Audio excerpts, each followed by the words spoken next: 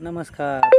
आता खरं तर नमस्कार घालायला उगाच वाटते, कारण ही डोळ्यात आलेलं पाणी काय तुटाचं काय नाव घेणं आहे. कारण जे होत्याचं नव्हतं जे होतं ते झाल्यावर जी काही पूर परिस्थिती होऊन गेल्यावर जे काही दिसणारा जो नजारा आहे हे तुम्ही एकदा बघूनच घ्या. मस्त लोकांना बघायला मस्त पाणी वगैरे बस भरपूर भारी छान वाटतं. किती पाणी आले काय आले नाही वाटाणा का काय विषय नाही, पण आलेलं बघायला बघतातच लोक, काय विषय नाही. परंतु हे पण सगळ्यांनी लोकांना दिसायला पाहिजे की शेतकऱ्याचं जे काही नुकसान होतं आहे तो दीड वर्षापर्यंत 6-6 महिन्यापर्यंत जे काही पिकं सांभाळतो त्याचं जे काय कालावधी 6-7 दिवसात जे काय होत्याचं नव्हतं होतं हे सुद्धा लोकांना शेअर करायला पाहिजे. शासन काय मदत देते हो? 5 ते 10% सुद्धा देत नाही.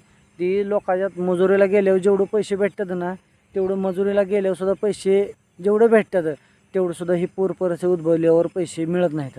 ही शोकांतिक आहे की बाबा मी महाराष्ट्रात राहतो, इथं राहतो आणि ही माझी अवस्था आहे की मग शेतकऱ्याचं जे काय नारड्यावर जी सुरी येते या कर्जबाजारी होतो आहे.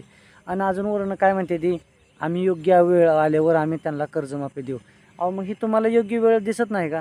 का त्याच्या माड्यावर पुन्हा मग ती मेल्यावर पुन्हा त्याच्या माड्यावर पैसे आणून पुन्हा द्यायचे? खरं आहे का? ही खरी आहे परिस्थिती आणि सत्य आहे. जे खरं आहे ते खरंच आहे, जे खोटं आहे ते खोटंच असतं. परंतु ही खरी परिस्थिती आहे. आता ही पिकाचं पूर्ण नुकसान झालं आहे तुम्हाला सांगतो. काय राहिलं नाही, सगळं खरडून वरडून सगळं वरबडून गेलं आहे. मध्ये 15 दिवस अवकाळी गाबना पाऊस झाला. ज्यावेळेस उन्हाळा होता मध्ये 15 दिवस पाऊस पडला तेव्हा पेरूचं पटांगण झालं.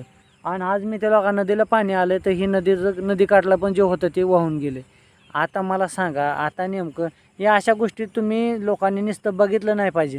ही लोकांनी मग शेतकऱ्याला तुम्ही कसं पाठबळ मिळेल ह्याचं पण तुम्ही सगळ्यांनी विचार करायला हवा आहे. आणि ह्या अशा गोष्टी शेअर करायला पाहिजे त्या की बाबा याला काय त्याचं झालं आहे त्याचं नव्हतं कसं झालं आहे.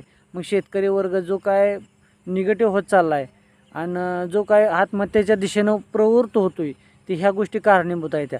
तर अशा गोष्टी तुम्ही सगळ्यांनी जे काय आपली गरज भागवतो आहे अन्नाची त्या शेतकऱ्याची तुम्हाला सगळ्यांना लहान आहे की बाबा तुम्ही अशा गोष्टी सगळ्यांपर्यंत पोचवा की त्याचं वाटोळं होतं आहे, त्याला काय मदत मिळाली पाहिजे, किती प्रमाणात मिळाली पाहिजे ही शासनाने एकदा विचार करायची गोष्ट आहे.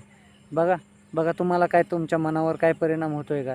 ही बघा हे डोळ्यात माझ्या तर पाणी येतं आहे, पण तुमच्यासुद्धा यायला हवं आहे की बाबा माझं नुकसान किती मोठ्या प्रमाणात होतं आहे ते बघून.